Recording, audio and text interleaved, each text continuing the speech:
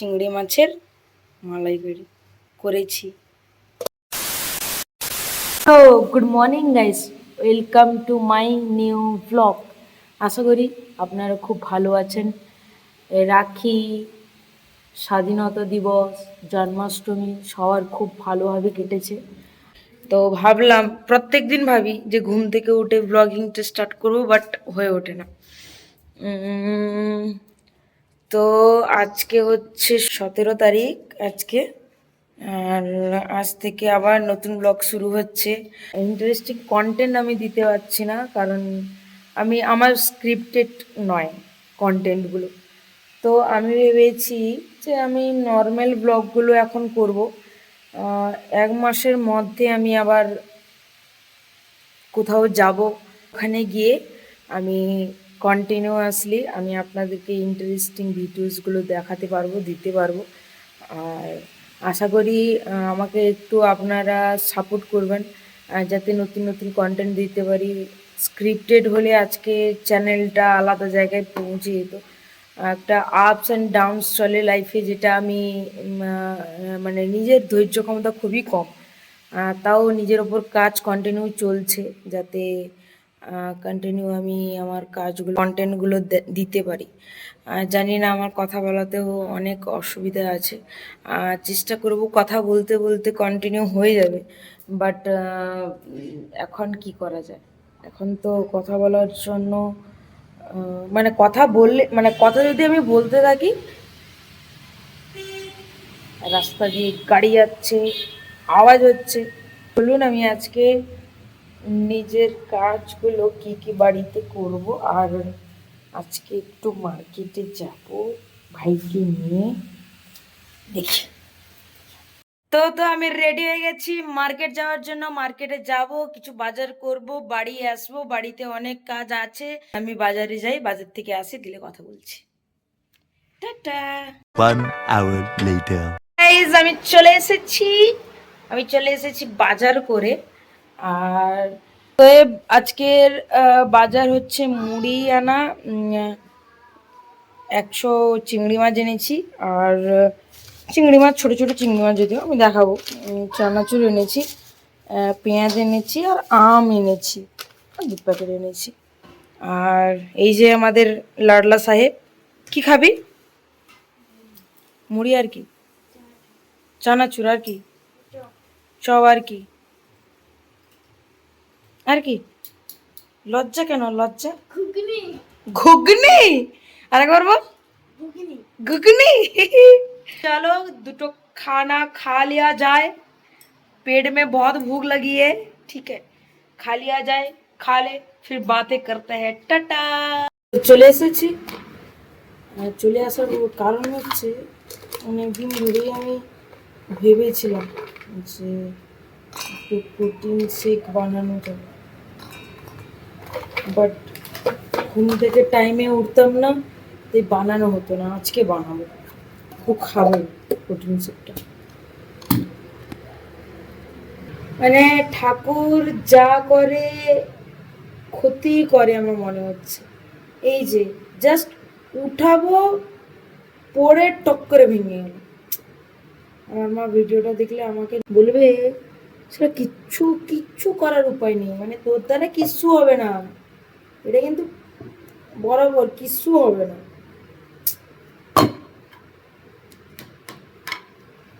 কাঁচ না পড়ে থাকে, কাঁচ পড়ে থাকে, ঢংডাং ঢংডাং চলো এগুলো ফেলে দিই, না হলে। কাঠবাদাম আর কাজুর গুঁড়ো করে নিয়েছি। এবার প্রোটিন শেকের জন্য আমার নর্মাল প্রোটিন শেক, আমের প্রোটিন শেক হবে নর্মাল, কোনো নর্মাল প্রোটিন শেক হবে।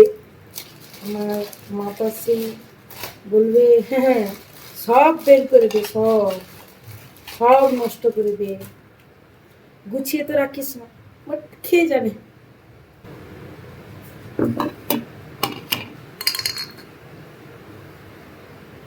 সব বের করে দে, সব। কোনো রাখার কি প্রয়োজন? রাখারই প্রয়োজন। রেডি। ওয়াও,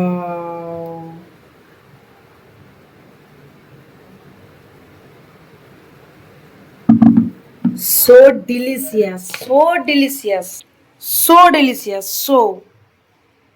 এর উপরে দিব কাজু কিশমিশ গুঁড়ো, কাজু আর কাঠবাদামের গুঁড়ো।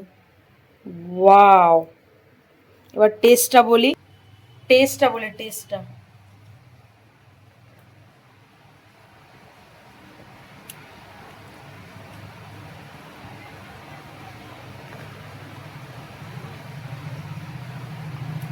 হুম, কেউ খেতে চাইলে আমাকে বলবেন, বানিয়ে খাও।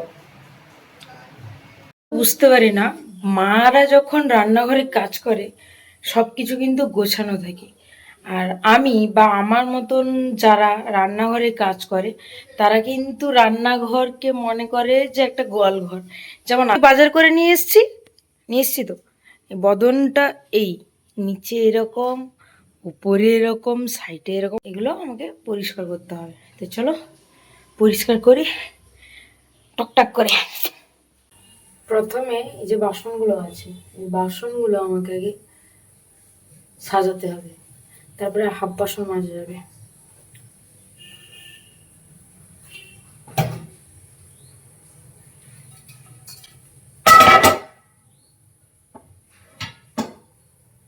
এক মিনিট। 1 hour later. অবশেষে হয়ে যাচ্ছে কাটা, ভালো করে ধুয়ে নিই ওটাকে, ভালো করে।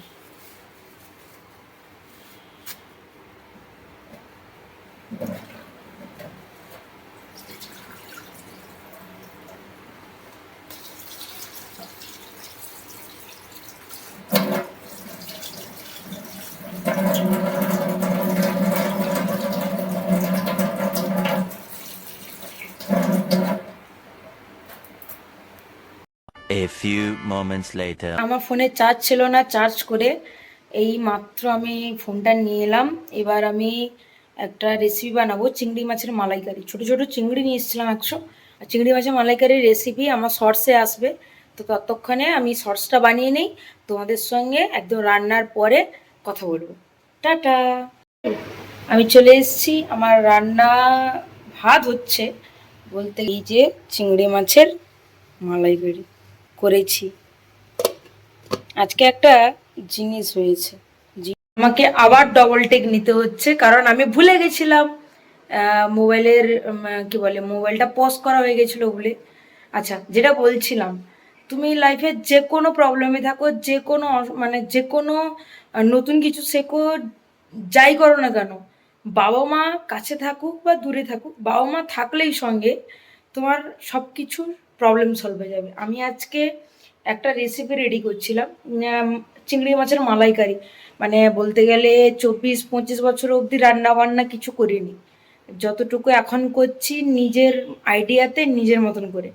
আজকে চিংড়ি মাছ নিয়ে এসেছিলাম, ছোটো ছোটো চিংড়ি মাছ বলেছিলাম। এবার ওটা আমি চিংড়ি মাছ তো করেছি, কিন্তু ওই যে চিংড়ি মাছের একটা কালার আসে না, একটা লালচে ভাব, একটা টেস্টি, ওই রকম কালার আসেনি। কি হয়েছিল, আমি কাশ্মীরি লঙ্কাটা দিতে ভুলে গেছি। মাকে ফোন করেছি, মায়ের সামনে মুড অফ, মাকে বলছি, মা আমার মন ভালো নেই। কেন না, আমি আজ চিংড়ি মাছের মালাইকারিটা ট্রাই করলাম, বাট হলো না। তখন মা বলছে, আচ্ছা কি কেন, কী কী দিয়েছিস? দিয়ে আমি বললাম কী কী দিয়েছি।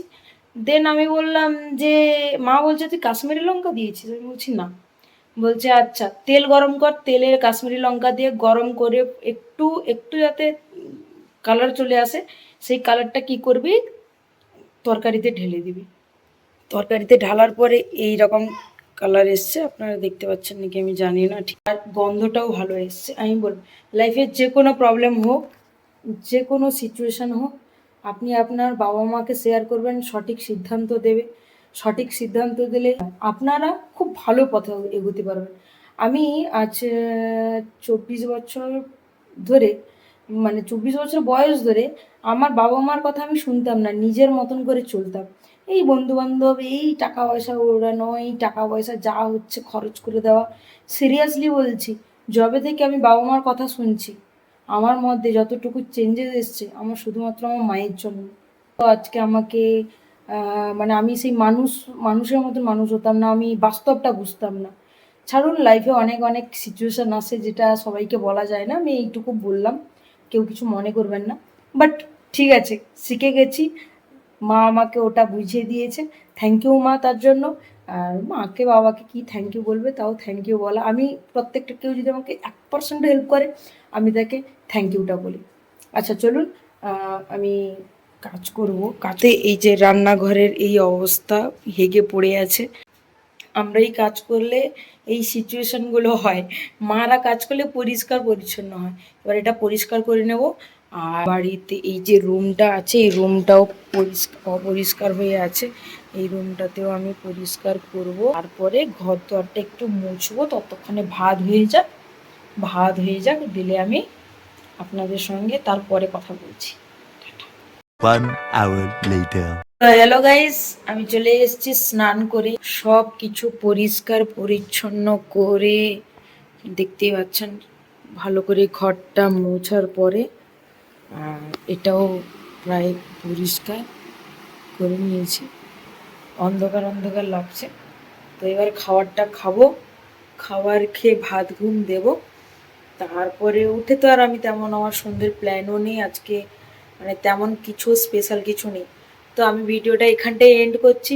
সবাই ভালো থাকবেন, সুস্থ থাকবেন, টাটা।